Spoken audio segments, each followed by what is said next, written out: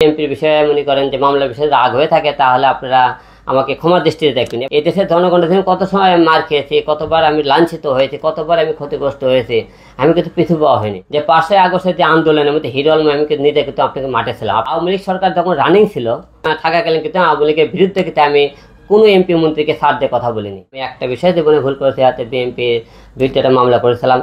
এই বিষয়ে অনেকে আমার উপর হাতে রাগ অভিমান, তো তাদেরকে একটা কথা বলতেছিলাম যে অনেক নেতারাই কিন্তু সেই টাইমে হারুনের কাছে দেয় পরিস্থিতি ট্যাপে করে কিন্তু এই কাজটা করেছে।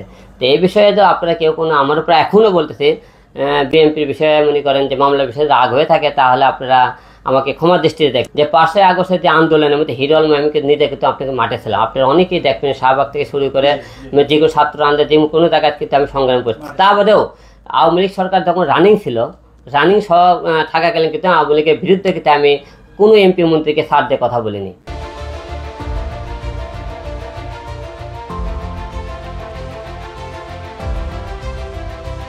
তাহলে আপনারা দেখবেন সেই আন্দোলনের শুরু থেকে আমি কতটা পরিশ্রম করেছি।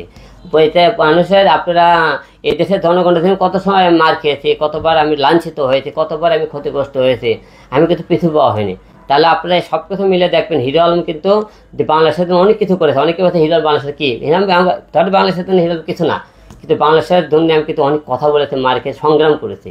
হয়তো আমি আপনাদের যোগ্যতা অনুযায়ী হয়তো আমার লেখাপড়া নাই, হয়তো অর্থ সম্পদ নেই, হয়তো টাকা পয়সা নাই, হয়তো মনে করে দেখতে সুন্দর না, কিন্তু একটা মানুষ হিসেবে যতদূর করার দরকার তার তো বেশি কিন্তু জনগণের জন্য করেছে আমি আশা করি। আসলে রুহুল কবির রিজভী স্যারের বিরুদ্ধে মামলা করার কোনো প্রশ্নই ছিল না। এখন সেটা আমাকে সে ডেকে নিয়ে বললো তুমি একটা এই মুহূর্তে মামলা দাও। তুমি ডিবি হারুন যখন গেলাম ওখানে এখন এই বিষয় কথা তোমাকে ইনসাল্টের কথা বলেছে, তুমি এই মুহূর্তে তাকে যেটা মামলা দিলে তাকে আমরা ধরতে পারবো, এখন এই মুহূর্তে নিয়ে আসে কদে রাখতে পারবো। আমি কোনো আমি তো মামলার কোনো রেখে যাবো না। দেখো তোমার কিছু করা লাগলে আমি সব রেটে করবো, তুমি খেলে যাবা, ঠিক আছে? তা তোমার জন্য ভালো হবে, ঠিক আছে? তো তোমার ভালোর জন্য করতেছে, নাহলে তুমি পরে কিন্তু কোনো সমস্যা পেলে আমার কিছু মনে করে বলো না যে এই কাজটা কেন হলো।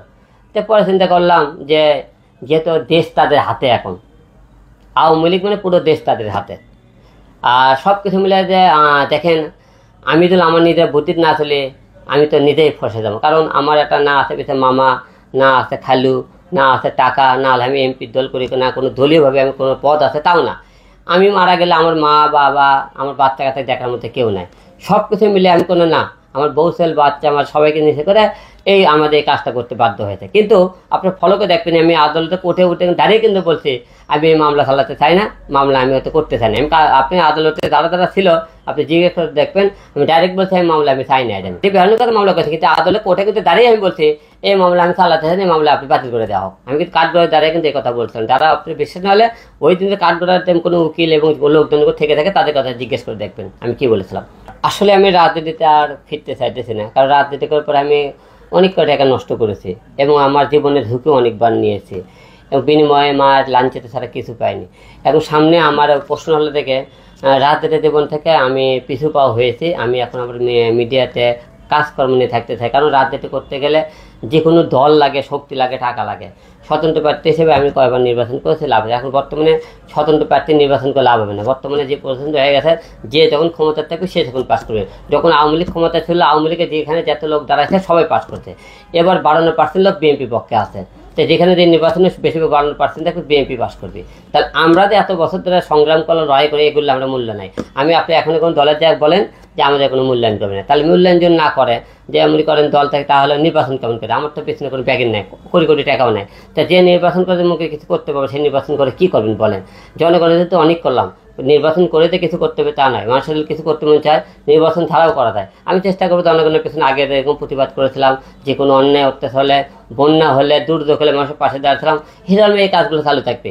আমি এমপি মন্ত্রী হই আর না হয় সেটা বড় কথা না, কিন্তু জনগণের পেছনে যে আমার ভালোবাসা, সেই ভালোবাসা থাকবে অল টাইম, আমি আশা রাখতেছি।